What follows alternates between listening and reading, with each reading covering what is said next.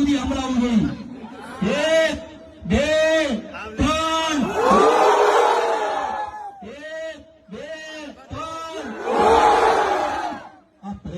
આજે બહાર નીકળવાનું વિચારું છું, કેમ નીકળીએ?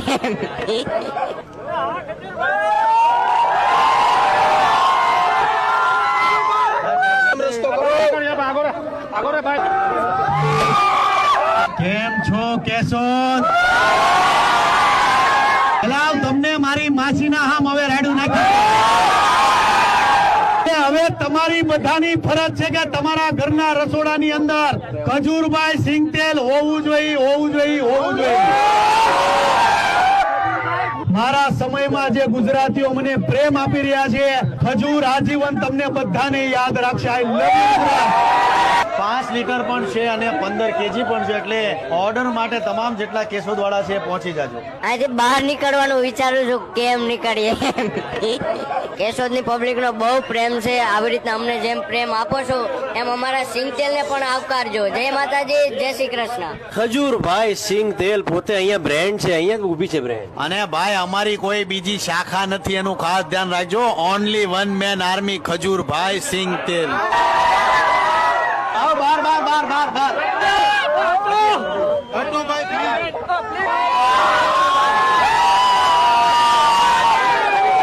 કેશોદ થી મઢડા થાય છે 12 કિલોમીટર, એટલે માં સોનલના દર્શન કરી લઈએ। હજારો કરોડો લોકો માં સોનલના દર્શન કરવા આવે છે, એટલે દર્શન કરીએ ને દર્શન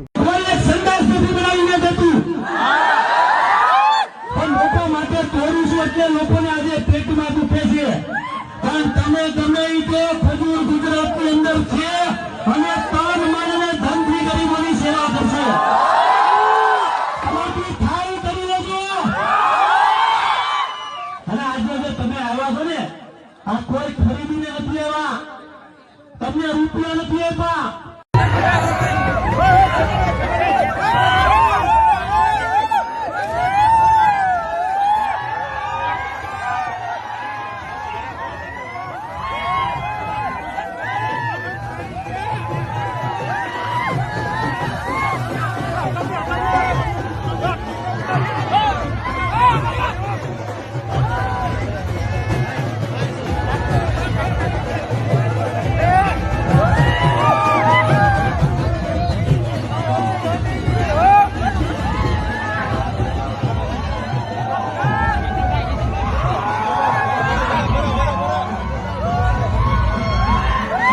મિત્રો, આ મોંઘવારી ગઈ અને હોંઘવારી આવી, બોલો બધું સસ્તું થઈ ગયું।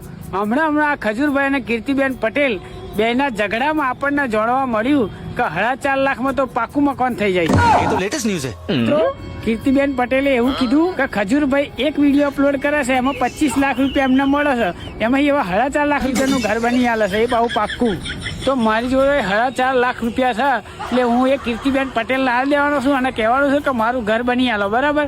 એ તમે સસ્તા સરિયા લાવો કે ચી કંપનીની આટો લાવો છો, કઈ કંપનીનો સિમેન્ટ લાવો છો કે ભાઈ ચૂનો લગાવો છો, એ મારે નહીં જોવું, પણ મને 4.5 તમે ઘર તૈયાર કરી આલો, બરાબર છે? વાત તો સહી છે। કારણ કે સારું અહીં હમણાં ખાલી એક અડારું બનાવ્યું તોય સારું 4.5 લાખ રૂપિયાનું ભેંસોનું અડારું થાય, અને 4.5 ઘર બની જાય તો કોને ના ગમે ભાઈ? હા, અને ખજૂરભાઈ મારે તમને ખાલી એટલું જ કહેવું છે કે ભાઈ હાથી તો બજારમાં હેડવાનો, એટલે કૂતરો તો ભસ્યા કરવાનો। તમે તમારું કામ કરો, તમે જે કામ કરો છો એ 1 નંબરનું કામ કરો છો, એટલે તમે જે સેવા બજાવો છો અને તમને ભગવાન કહે છે, બરાબર? તો એ સાચી જ વાત છે।